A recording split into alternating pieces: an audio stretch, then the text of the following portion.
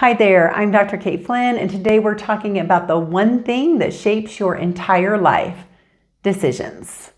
Every step you've ever taken, every pattern you've repeated, every time you felt stuck or on the wrong path, it's all rooted in how you've been making decisions. But what if I told you the way most of us were taught to make them is completely backward?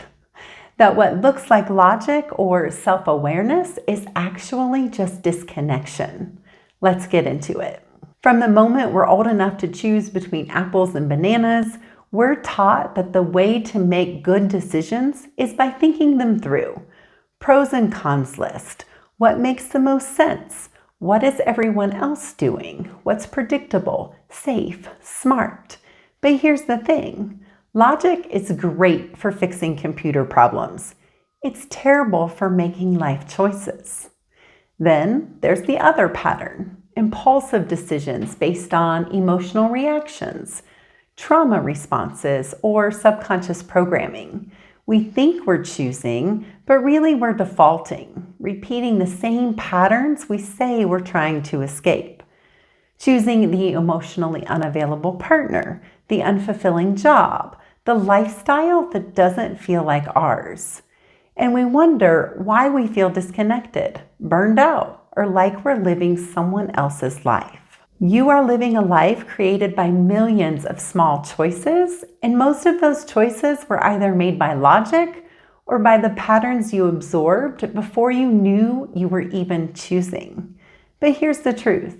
The best choices you can make, the ones that bring you back to yourself, don't come from your mind. They come from your body, your instincts, your sensations, that subtle yes or no you feel in your gut, in your chest, in your skin. But most of us are completely out of touch with that guidance system because we've learned, often from a young age, that our body is not a safe place to be. Pain, trauma, shame, they teach us to check out, to go up into our heads where we can analyze, control, and try to predict outcomes. But that's not where truth lives. Take a moment. What's one area of your life where you keep repeating the same pattern? And deep down, you know it's because you're not listening to your body. People talk a lot about grounding. Get outside, walk barefoot, meditate. But here's the problem with that. If your intention is to ground, but your mind is still staying in control, your nervous system isn't going to let you land. Grounding is not a mindset. It's a physiological shift, and you can't force it with affirmations. The body won't open when it's being overruled by the mind. This is why most mind-body tools fall short. They say they're integrating both, but they're still working through the mental filter. What I found is this: when you reconnect the internal systems of the body, when you literally increase the volume of the signals between your feet and your brain, your mind can finally quiet down. The volume of the body becomes louder than the volume of the mind, and that's when clarity returns. Before you were told to sit still, stop crying, or be quiet, you were likely made to put on shoes. Shoes that narrowed your toes, dulled your sensory input, and trained your brain to ignore your body's signals. They disrupted your gait, compromised your posture, and over time, they made it harder to feel where you are in space.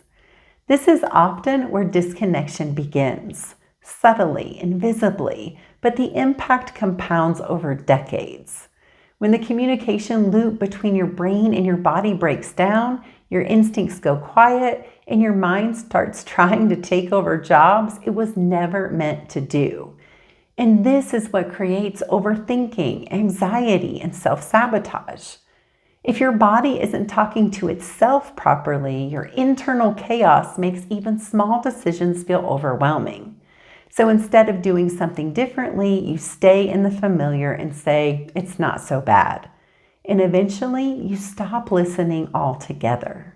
Before I switched to barefoot shoes, I sprained my ankle so many times through the years that I seriously lost track. I can't even remember how many times.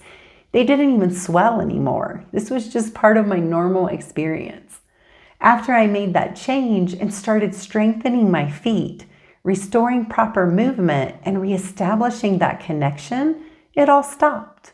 And what's wild is that once I came back into my body, it suddenly got a whole lot easier to hear my inner voice. I stopped trying to force things. I got more comfortable with waiting, with listening, with trusting that life was unfolding for me. And the more I got out of the way, the more naturally it all started to flow.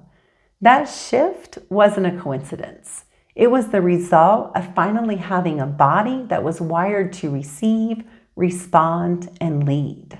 This is why I don't focus on mindset. I don't do surface level grounding. I don't start with the brain. I guide people through full body reconnection, starting with the foundation, your feet. We restore the lines of communication within the body by relearning fundamental movement patterns. And with that dysfunction off the system, something powerful starts to happen. Your body and your mind start working together. That's when you can hear the inner knowing, that quiet inner voice that's been trying to guide you all along. From there, it's just one small aligned choice at a time. And the really cool thing, healing often becomes a side effect of living in alignment with your truth. But let's zoom out for a second. We're a culture that's lost faith in our ability to choose for ourselves.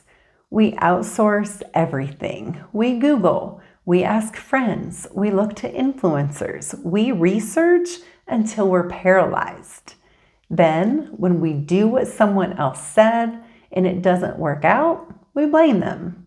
We fill our schedules with noise. We scroll our phones, take pills for symptoms, while downing diet sodas and worrying about things like sunscreen and food additives. We rage against the world instead of sitting with ourselves. And then we wonder why we feel numb, lost, or like we're living someone else's life. Stop telling the story of what happened to you and start changing the way you've been responding to it. That's where transformation lives. Unless it's an emergency, most doctors don't know how to keep you well. They know how to keep you alive, but you are the only one who can take responsibility for what happens next. If you're stuck in indecision, if you can't hear your inner voice, if you've done all the work and you still feel like nothing is shifting, this might be why. And this work, this reconnection, is often the missing link between mental and physical health. Most mind-body approaches stop at awareness. Mine starts with reconnection. If you're ready to finally come back to yourself, to make decisions that are rooted in clarity and truth, I invite you to explore authentic alignment sessions. Your body remembers. Your truth hasn't left you. It's just waiting for you to listen. Thanks for watching, and if this stirred something in you, leave a comment or send me a message. I'd love to hear what this brought up.